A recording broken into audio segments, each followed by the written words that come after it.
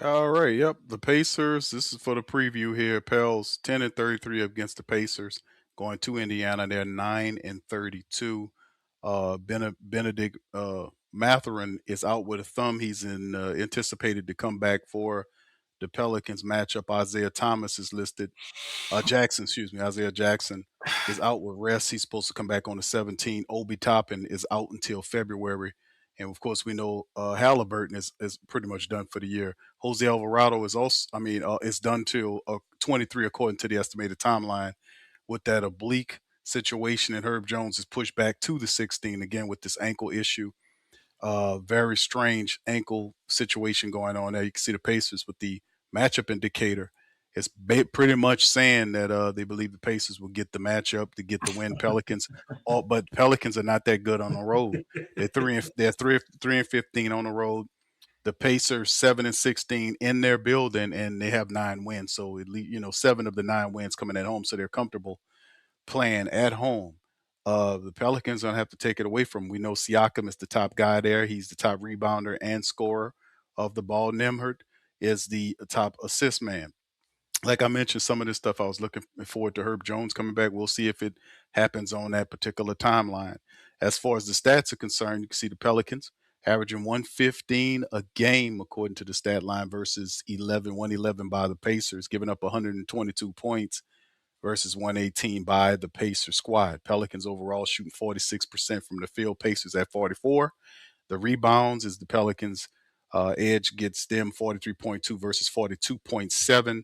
The assist game is pretty much even at almost 25 assists per contest. You can see the block game is headed in the direction of the Pacers, steals in the Pelicans' way. So if we look at the last 5 contests, you can see that the Pacers, uh, coming off a loss tonight to the Toronto team by 14, but prior to that, they were on a 3-game winning streak, beating Boston, Miami, and Chi-Town, and barely losing to Cleveland back on the 6th of this month. So overall, 3-2 in the last 5. Pelicans are 2-3 in the last 5 matchups. Close game against Denver, and of course, getting a win against Brooklyn, getting a win several games ago against Washington. And can the Pelicans get to a 2-game winning streak by handling business against the Pacers? That's the main thing to kind of focus on in this one. The Pacers is a team that's in the cellar. They're lined up for to hit the lottery to get one of the best players in this upcoming class, while Halliburton is out, and once Halliburton gets back, of course they're going to be one of the top teams back in the Eastern Conference, man. But let's take a look at the stats here so we can get familiar. We talked about Siakam being the top assist and rebounder for the team, as well as the top steal man. Bennedict Mathurin is predicted to come back for the Pelicans game, averaging 18 points a game. Nimmert is averaging 7.5, 14 from Naismith. Obi Toppin is out. TJ McConnell, the spark plug, who always seems to give the Pelicans problems. He's averaging 10 points a game with 5 assists, and you can see the rest of them guys right there. So uh, this is a very winnable game for the Pelicans, to be honest with you. And I hate to say that because when I always say that, something always seems to turn up different. But DC, this is still a team that is coached by a very good coach. So even though they only have 9 wins on the season, they have a scrappiness that never seemed to go away, man. When we play this team, now we have to go up to Indiana to play them. Uh, Rightfully so, I think I just get the feeling that the Pelicans, uh, if they play similar to what they did tonight, scrappier, they still not fully handling the business defensively. Defense is hard to teach these Pelicans, man. It's really the case. But let's get to the keys. What we need to do to win the game, and do we win the game? Y'all answer it in the chat as well. First off, turnovers, man. Turnovers are big. You know, we can't have a lot of turnovers against Indiana. I think the second thing, because their front man rotation ain't all that other than Pascal, right? So I think we need to dominate the boards. Um, and the next thing I would say, keep Trey on that heater. Trey needs to keep 20 plus shots, man. 20 plus shots, even if you got to force some. I think these things, with the combination of not playing selfish basketball, don't get stuck, don't let the ball stick, get stuck with just trying to go down your turn, my turn offense. I like Borrego's after timeout plays. He be doing a lot with that, lately. And I think during the game they got to keep running sets. I saw them trying to run more sets tonight, especially down the stretch. Uh, or maybe they were running them before, but they just wasn't effective, and they're messing them up. But turnovers, I think, can be cut down by you actually playing strategic, intelligent basketball, man. And when you feel like you don't have a fast break, you can't get no quick bucket, bring it back, run your set. Just keep it simple. I really think that's the thing with the Pels that they never did. They always kind of get in their own way. Keep it simple. Go to what works. Maximize your advantages and take control. Take care of the ball. Obviously, we gotta limit the rim runs, layups. I think Yves has set himself up to have a heavy dose of minutes in this Indiana game. One, because he just played awesome tonight. Two, there's little whispers about them really wanting him. So I think we're setting it up as if we're not shopping anybody or doing anything. But man, I think the Pels are in a position where every night can be a potential audition, other than the players that they want to have moving forward. I don't know or not whether that's going to be Yeezy, but you seeing them play like how he played tonight. You're like, okay, maybe that can be something. But Indiana has been linked to him, so I think he's going to get a lot of minutes. And I think this, with the combination of probably still giving Queen minutes and as well as Carlo, I like to see some more pool minutes. I don't know what happened to Micah Peavy tonight, but I mean you can only play so many guys. Um, but the combination of those bigs playing, and if Zion and Trey can do what they did tonight with that combination, man, I think they definitely go in that Indiana and beat them.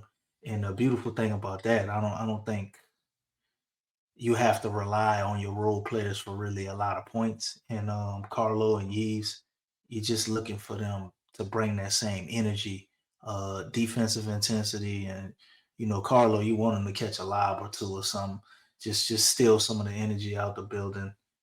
And I think they can get a win, man. And if Fears can give you more, with his 10 shot attempts or whatever, than 3 and 13, and he doesn't turn the ball over, or he has under four turnovers, two at the most, I think for sure it's the Pelicans win.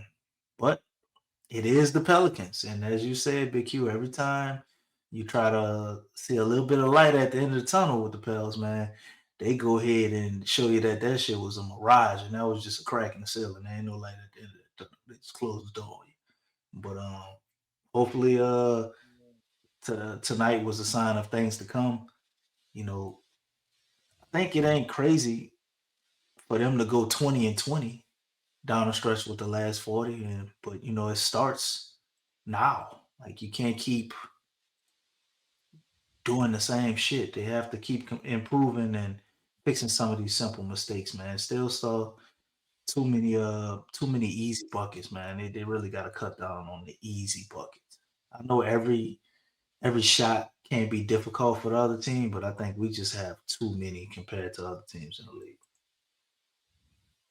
Yeah, and at some point, I think a lot of the fables like, damn, man, when are we gonna learn this stuff? When we gonna finally lock in and get this stuff figured out? People just Because, want to see like I said, competitive basketball, man. If you're losing, yeah, let it be something where, like, man, that team was just better, or that was a phenomenal. They got a phenomenal player. They got better players than us. But it's like, man, we just be doing dumb shit. I couldn't believe they let that dude hit that three with like it six is. seconds left, man. It's crazy. I yeah, and it's If crazy. anything, why you just you could have fouled him?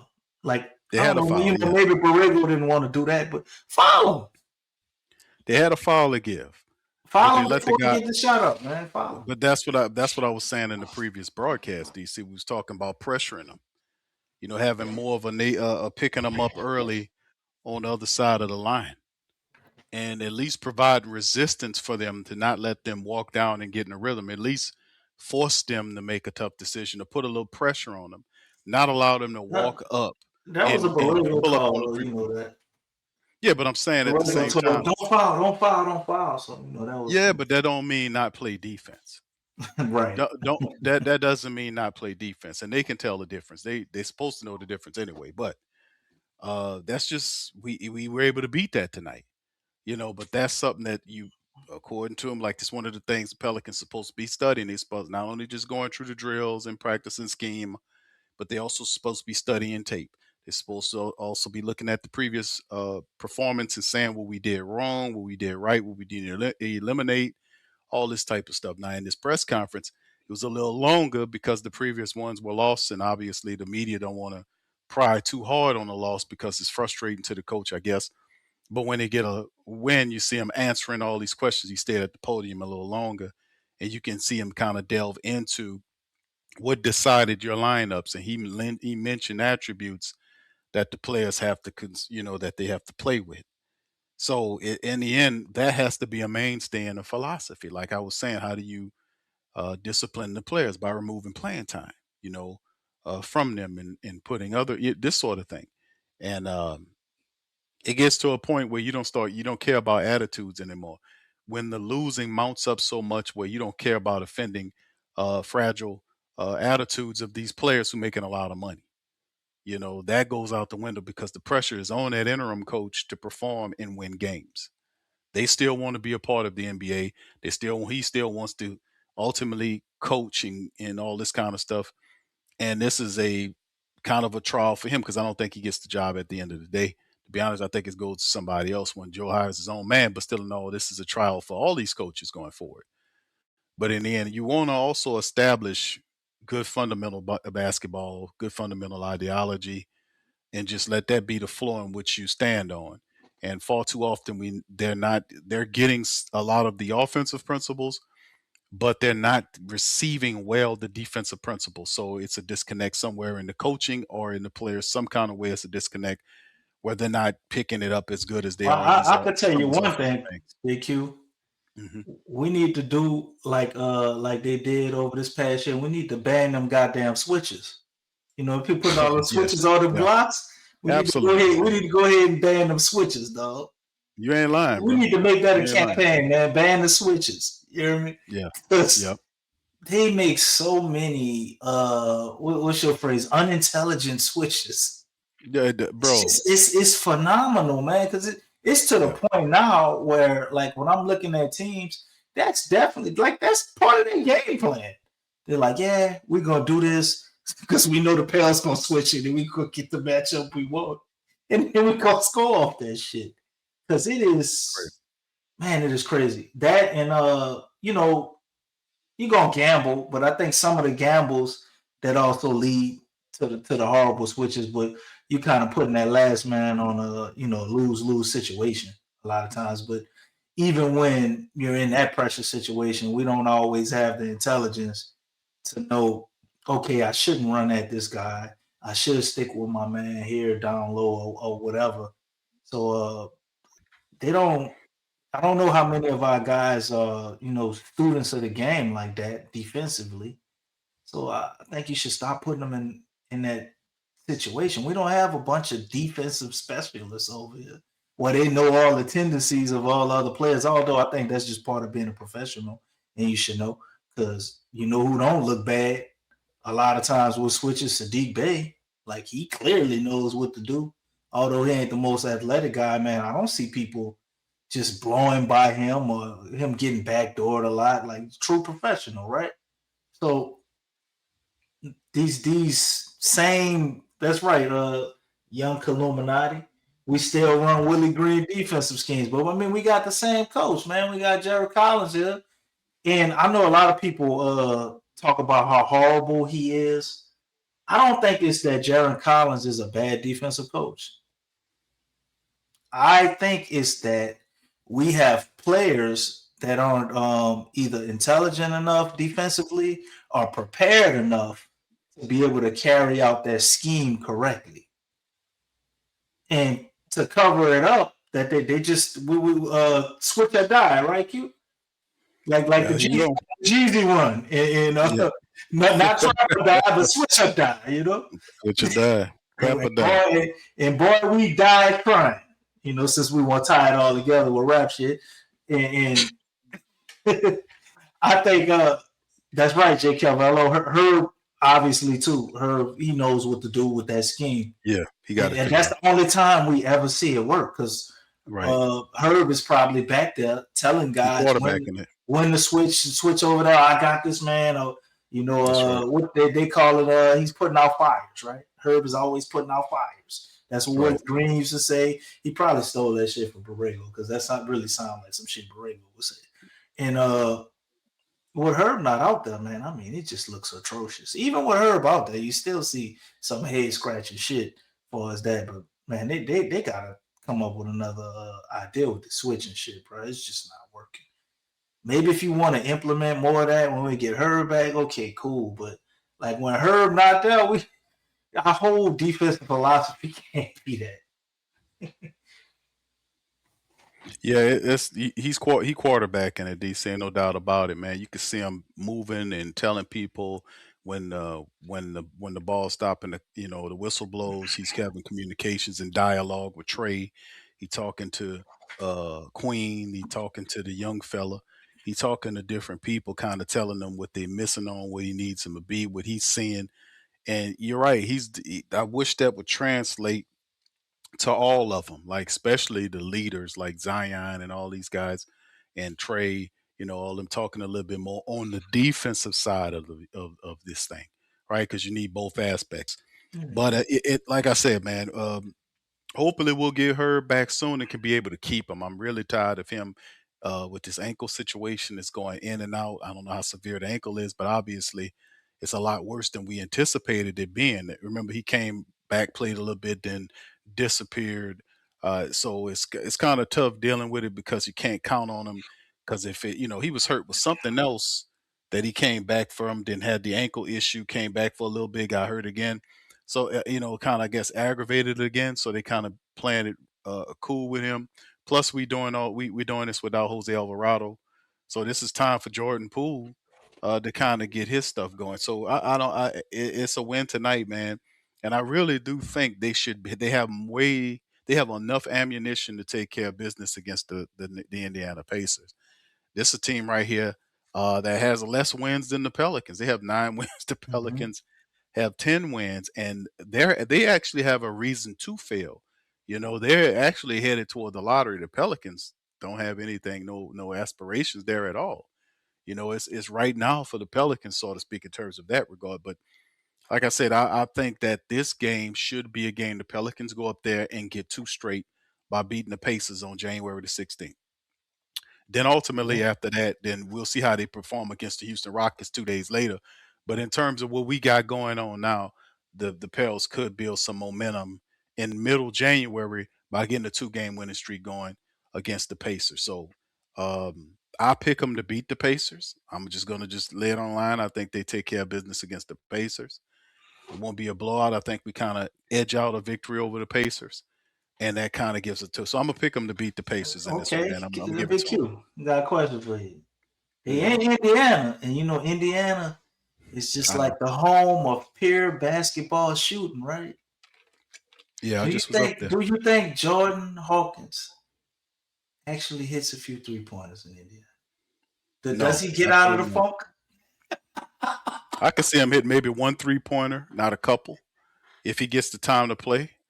But I could probably see him hitting a 3-point. But I would love to see, I would love to see a Hawk, man, start hitting them 3-pointers, man. I would love to see him get it going off the bench for us, man, because we can really use off the bench shooting, 3-point shooting. I know Poole, he had a couple of them tonight, but it'd be really cool to have a guy that come off that bench and a lot of his stuff is wide open, man. If he can start hitting that 3-point shot, that'll bring a nice little energy off that bench to have that shooter going, man. We just need him to get out of this funk. So I really hope he's operating, going train with Trey or whatever. I don't know, Jordy Meeks and whoever, he's supposed to be the shooting coach. We really need to make sure, to get him going, man. We can really use his 3-point shooting because he gets open looks. He's just not knocking them down consistently. If he start rattling those 3-pointers, I could see Borrego kind of opening up things for him because the guy's a former first round draft pick who was basically a shooter that we needed. We needed more shooting. We drafted this guy. This guy was led his team to a national championship.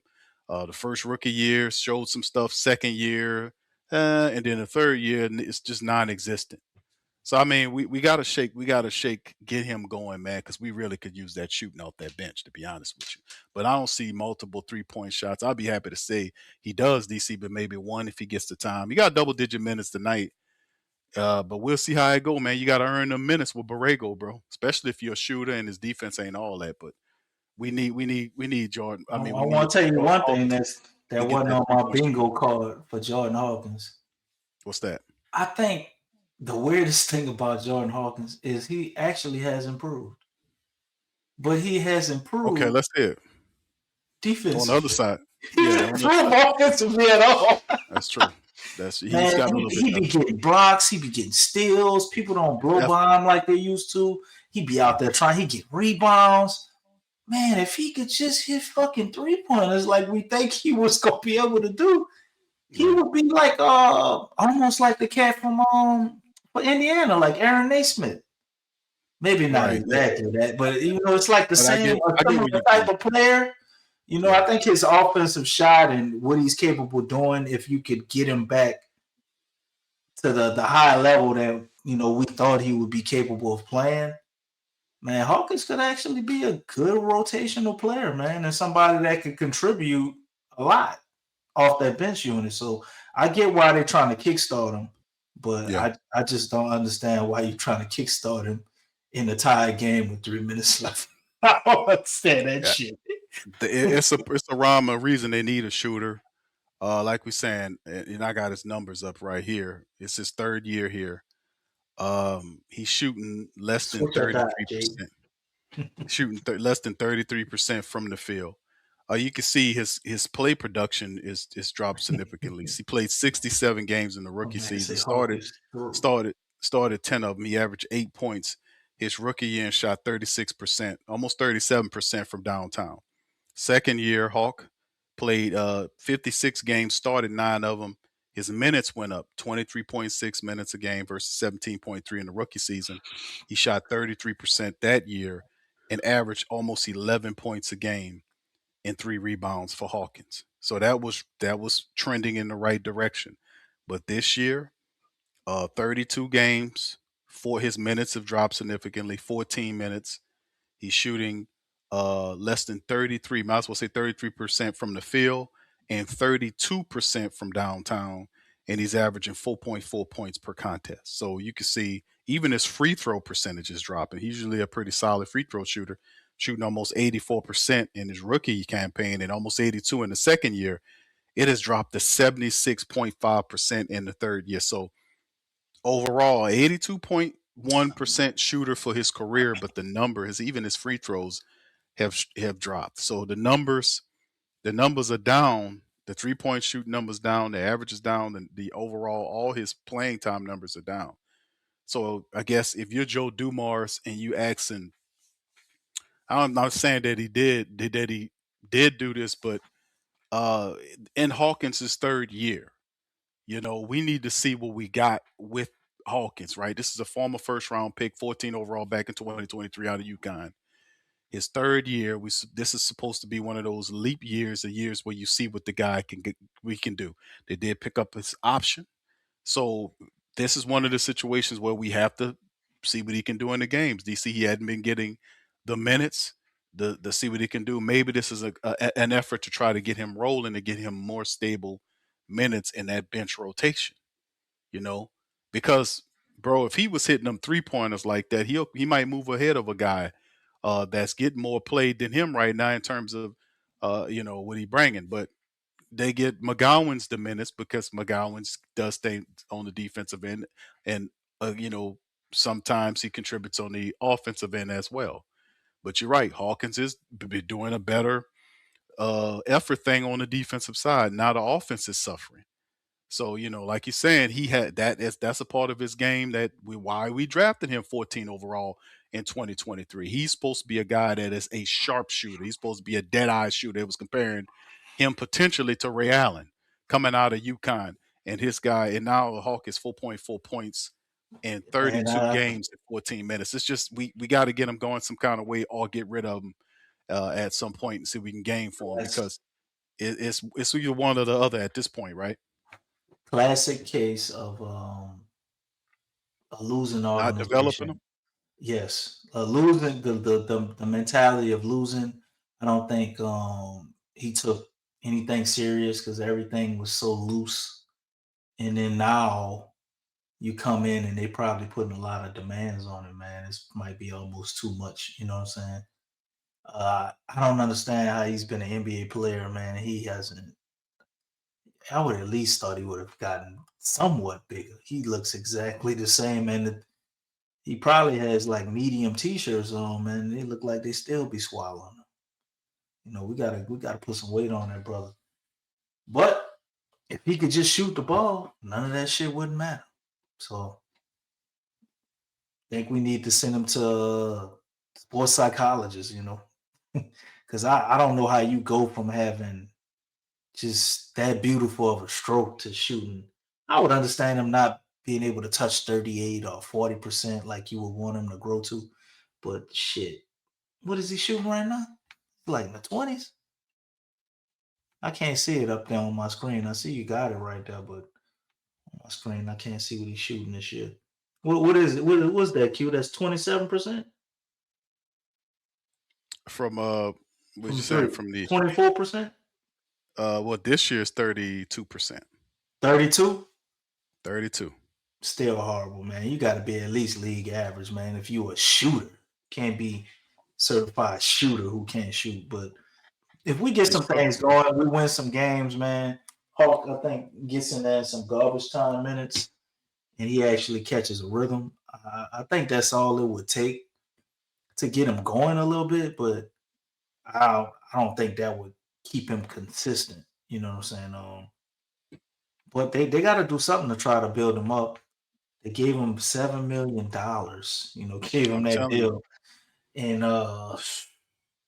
right now, I guess all you can look forward to him being is an addition in some type of trade to use his salary. But maybe he can grow to be more than that. Still got a long way to go for the rest of the season.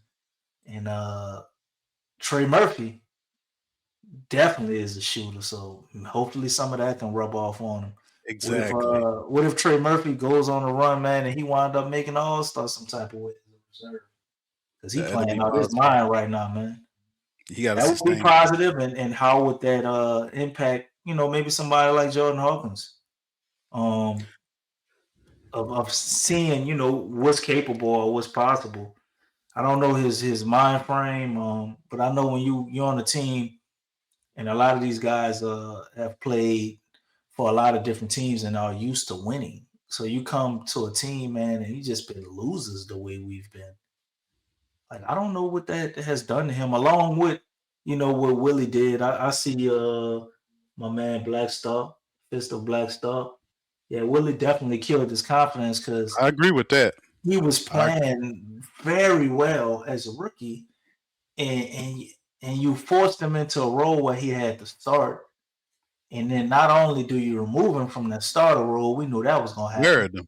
The man just got DMPs and shit. It's like what He the fuck? buried him. I'm balling out, and like you just don't. It's very weird. So I definitely think he messed his confidence up. Maybe he would have to have a change of scenery, but I would think if everything around you is different and changed, and we You actually should be too. have some camaraderie and we start winning a few games, just start trending in the right direction. I think maybe Hulk could possibly come around, but I don't ever see him being anything more than just a role player. Like I don't even know if he's gonna be capable of being a starting guy ever. But he's still young, so you never know, man. But might not be here. Maybe we can get him to be serviceable. So let's see. Going to Indiana, man. Let's see what being up around one of the shooting basketball capitals of the world to me. When you think about Indiana, a lot of everybody who came out of Indiana who played there, they all could shoot, bro. So maybe Yeah, some of that's a that shit will premier rub off on facility. Hawk, man, and just being around that energy, we could see something out of him. But yeah, that's all I got, bro. We done wasted a whole extra 10 minutes talking about Jordan goddamn Hawk. Nah, because it's a good topic to talk about Jordan Hawkins because they did. You made a great point about them making a financial commitment to Hawk and him getting consistent minutes off the bench is the job for the coach to see, to help him refine his game because not just that the money commitment, but he also has a skill that can really help us. We need some 3-point shooting off the bench, consistent 3-point shooting. And you're right. He needs to kind of follow around Trey Murphy and kind of get some scorching heat from him. How he been playing, man. But it has to happen. They've already made the charge on the call on it. And Black Star's right about Willie Green killing his confidence, but Willie's gone, and he gonna have to get the shit back. We got a guy here that's an offensive minded guy, and he has to wake up out of that sleep and start hitting that 3-point shot, man. He has to gain that consistency because all his numbers are down, regardless or not about the Willie Green didn't know what he was doing. He's out of here. Now it's time for you to show up for the interim coach and also show VP Joe Dumars and the rest of those guys that hey man, I'm worth the investment. That I can be here at least the very least place have some high effort basketball and I can hit 3-pointers for you. I can be that guy. So that's it's a great point because we don't really talk about Hawkins that much because he's not really doing a lot to be worthy to be talked about like this. But seeing him play tonight was an interesting caveat, and we'll see if they can repeat this DC against the Pacers. And like I said, hopefully the man can get going. But like I said, I picked the Pelicans to beat the Pacers and establish a 2-game winning streak before we go to Houston to take on the Rockets. So with that being said, man, y'all great commentary. Shout out to all the fam. Bird Talk. Young in sense, y'all think Trey trying to play his way out of, or out of. I don't think Trey's going anywhere, man. I think I posted some information on the community section of the page. Uh, for the about the what the Pelicans want for Herb and Trey, and it's a lot. But Joe Dumars is putting that out there because he doesn't have any interest in trading for these guys. Nobody's going to match those prices for those players, and he knows that. So that'll stop them from calling him. They're worrying him about these players. He's already said, "I'm not moving these guys. I'm not moving these guys." I'm What, pretty what what does he do if somebody does offer sure then their he price then or that be close to it? then DC he got a decision to make. Because if like we talked about, if somebody offered 2 unprotected first round picks for Herb Jones and a veteran to go along with him to match the contract, do you move on that? See, that's the thing. 2 unprotected, and depending on who the team is and where they are, all that factors in of what you're going to do. But I don't think anybody's going to meet to match that. They're not. A lot of people are not going to match that, man. Like what we talked about the trade, young trade in Washington, when they trade us, like, man, they're gonna get something for him. But that's you can see Well, they were kind of trying to line the things up. they Now got that's not whispers gonna work. about Kyrie Irving now, Yeah, I knew with that was Anthony coming. Davis possibly being traded. So Yeah, I mean, I I kind don't of know knew that. how likely it is for us to get Yeah, him. it's But do it's you gonna be think the another Pels flex. would think about something if we were able to get Kyrie Irving some type of way? Oh my goodness, that to me, man. How much basketball? Kyrie Irving is Perfect a person to special player, mentor man. fears too. Right, I think he's a special player, man. It's just that'll be something we have to think about, man, because and his major job issue. buying houses in Miami. So I don't know if y'all heard that, but Well, I mean, he knows he's eventually going out there, so I mean, he's already aimed him at Miami, and Miami's interested in him because his style of play would fit what's going on. It would definitely electrify the Heat, to be honest with you. But it's what are they willing to give up to get him? Are they willing to give up Tyler Hero to get him? So they got questions of their own to answer if they want to try to put to get Ja Morant, who's a talent. But this is a guy that kind of has some discipline issues and all this kind of stuff, so that has to be factored in the decision. We know that uh, Pat Riley ain't playing that bullshit, neither is Spoelstra. Now they did have some issues with Jimmy Butler, but this is a team known for getting you in line one way or the other. So he hadn't really won like he really wanted to win, and going to Miami gives him a chance in the East. But man, like I said, the Kyrie Irving thing is it's so interesting because I love Kyrie Irving's game. He's a ball when he get out there on that court and he's healthy. He's a playmaker. He hitting 3-pointers. He distributing the ball. But the injury thing is it's real. It's real. The injury thing, getting him, and keeping him healthy with a team that is not really good at that. DC gives me pause for the cause. Just to be honest Okay. with you, man. So very interesting there. All right, let me give a shout out to the family members for listening tonight, man. We appreciate y'all, man. Been spending y'all valuable time with us. Been happy because the Pelicans get a W tonight. Miggy, shout out to Miggy, Jacob, Young Killer Illuminati, Fist of the Black Star, Jaden, Jay Koff, big ups to you, my brother. Appreciate you as always. Shout out to Steph. Shout out to the Queens in the building, Stephanie. Mary Kay, big ups to you as well. Much love. Ladies, shout out to Daniel Berry. Big ups to you, brother. Appreciate you as always. Brother Jordan's in this thing as well. Appreciate you. All right. And everybody, man, if I didn't give you a shout out, Jeremiah, I see you, man. Jeremiah Bush, big ups to you as well, fam. Appreciate you, man. And I think I got everything. No, Slim. Shout out to Slim, man. I cannot forget my boy Slim, man. Jedi Connor, big ups to you as well, sir. Appreciate you as always, man. And Who Dat Vol. Shout out to Who Dat Vol. Dropped some good game. Said that Jed Hawkins should be in Birmingham. Hey, man, I would rather send him to Beham than have him sitting on the edge of the bench, not getting any minutes. That is a good suggestion there. Talking about Bird Hulk. talk, I big mean, ups but to you. they actually been giving them minutes. But I'm saying if they're not giving them minutes, DC, and they have not been consistently giving them minutes. Matter of fact, Love Young uh, City. his numbers. Let me tell you this, bro. Hawkins' numbers over the last 10 games, right? Over the last 10 games, he's played in 8 of those games, averaged 14 minutes a game, shot 27.6% from the field, 21.4% from downtown. He did hit all his foul shots when he got there, and he averaged 3 points and 2 rebounds during that time frame and a turnover per game. So that's not really excellent numbers being that he's only averaging 4.4 points per contest, his lowest total of his young career. But if he needs confidence, it's better for him to go to the squadron out in Birmingham and play against those guys than to sit on the edge of the bench and watch McGowan's and all these other guys get ahead of him and play. He's just a high paid spectator. I would definitely do that because if he needs confidence, he'll get it in Birmingham. He'll get it in Birmingham. He'll find that shot. That's what I'm saying. So I would definitely to me. I know your first round draft pick. He wouldn't be the first one they shipped to Beham. I mean to the G League. So at the end of the day, man, I would definitely prefer him go that route than him just not playing at all. So last 10 games they've been giving him 14 minutes a game. That's the stats. That's the hardcore truth of the matter. Just throwing that in there. All right. Once again, shout out to Bird Talk. Y'all, big ups for y'all, man. 504 Fresh. What's up, fam? Appreciate you as well. Young City 9, if I can give you a shout out to you. Trey, big ups to you. Young City 9, much love, fam. Appreciate all of y'all, man. Hit the like button, hit the subscribe button, hit the notification bell. We're going to get on out on that one, man. We will return Wednesday.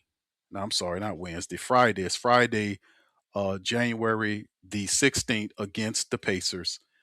Much love, and we're gonna holler at you on the flip side. Peace, and go Pacers. You're listening to the Pelicans Post Game Report on the PRO Media Network for all things Pelicans. Perfect. Fly Pelican, fly Pelican, fly Pelican, and I tell them that. Fly down, I'm a Pelican forever. Pelican, ain't gon' lie, I feel flyer than I ever been. stay ballin', this New Orleans, I'm a Pelican. It's going down in the nest, wild, wild west. Come in town and you best show us some respect.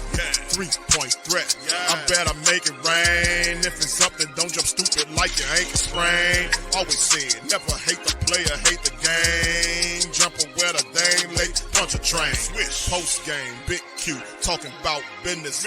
Bird gang, YouTube, they ain't flocking with us.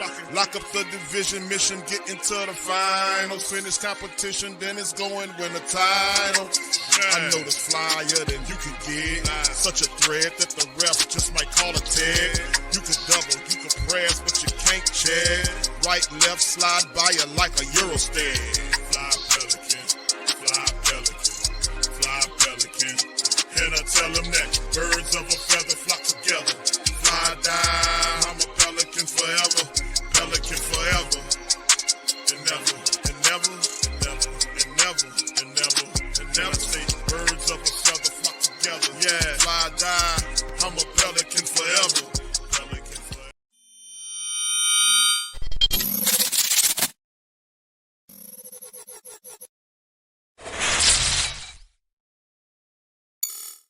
Hey, New Orleans! Whether you're catching up on Saints news at Jackson Square, checking Pelican scores in the Garden District, or staying updated on LSU while grabbing coffee in the French Quarter, there's one place that keeps you connected to everything that matters in our city. From Bourbon Street to the Superdome, from Preservation Hall to the Riverfront, New Orleanians are staying in the know with the WhoDatDaily.com. Your daily source for Saints, Pelicans, LSU, and all the sports, music, and culture that makes our city special. At work downtown, at a game in the Dome, or just relaxing by the Mississippi, wherever life takes you in the Big Easy, you can stay connected. Because when you're from New Orleans, you don't just live here. You stay in the NO. That's stay in the know. Visit the WhoDatDaily.com and never miss what matters most to Who Dat Nation. Welcome to the Pro Shop, where we create authentic NOLA-inspired clothing for men, women, and children. From Saints jerseys to Pelicans gear, everything's crafted right here in New Orleans. Whether you're shopping the Pro Shop, the Pel Shop, or the Pro Shop Kids, we've got your whole family covered with genuine merchandise that represents our city's spirit. Check for links in the description section below or in the chat.